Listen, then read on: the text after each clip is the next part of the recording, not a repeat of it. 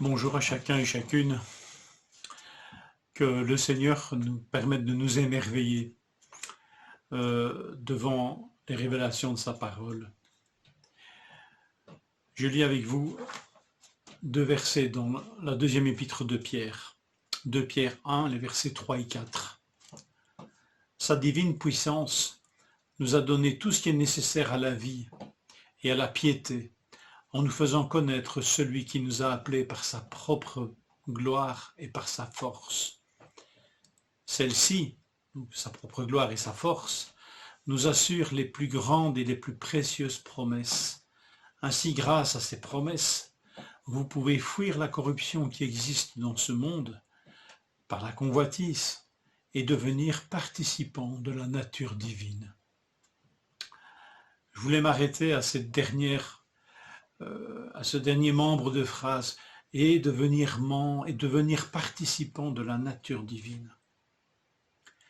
Que de chemin parcouru depuis la tentation de devenir comme Dieu, de nos parents en humanité.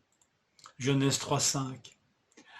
Le diable dit ceci, mais Dieu sait que le jour où vous en mangerez, vos yeux s'ouvriront et que vous serez comme des dieux qui connaissent le bien et le mal, que vous serez comme Dieu. Cette vieille tentation proposée à l'homme et dans laquelle il est tombé naïvement. Mais il s'agit bien de devenir Dieu, de prendre sa place. C'est pathétique, n'est-ce pas? Mais l'œuvre de Christ nous a donné tout ce qui est nécessaire pour accéder à la vie véritable et pour vivre dans l'attachement à Dieu. Je trouve cette traduction dans Parole vivante. L'œuvre de Christ nous a donné tout ce qui est nécessaire pour accéder à la vie véritable et pour vivre dans l'attachement à Dieu. Il ne s'agit pas de devenir comme Dieu, mais ici il est question de devenir participant de la nature divine. La foi en Jésus-Christ nous donne un accès à bien mieux que ce que le diable propose aux hommes. Devenir participant à la nature divine.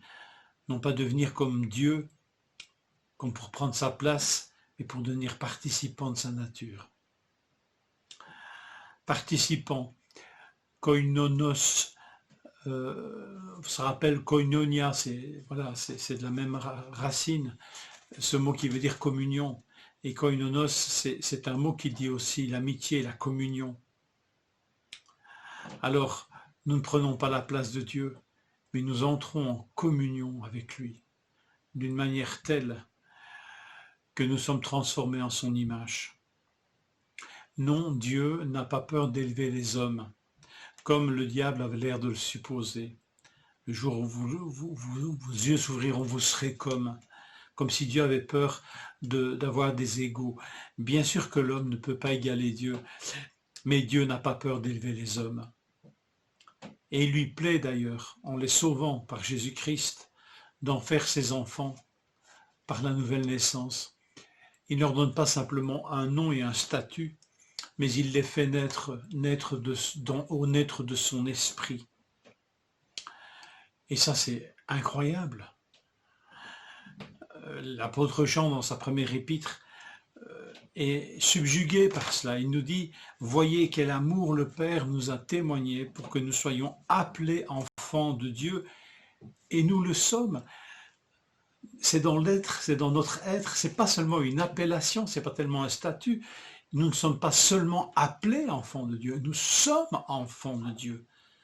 Et si le monde ne nous connaît pas, c'est qu'il ne l'a pas connu. Bien-aimés, nous sommes maintenant enfants de Dieu, et ce que nous serons n'a pas encore été manifesté.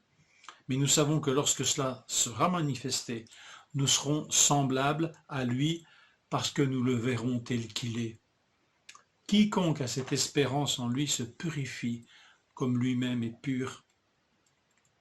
Cette participation à la nature divine a apparemment un grand pouvoir de sanctification. Ainsi, grâce à elle, vous pouvez fuir la corruption qui existe dans le monde. En prenant conscience de ce dessein de Dieu, et plus qu'un dessein, une œuvre objective de Dieu qui nous fait devenir enfants de Dieu, participants de sa nature, ça nous donne une force et une puissance pour lutter contre ce mal, pour lutter contre cette corruption qui habite dans le monde et qui habite aussi dans nos vies. Connaître Jésus nous donne cette force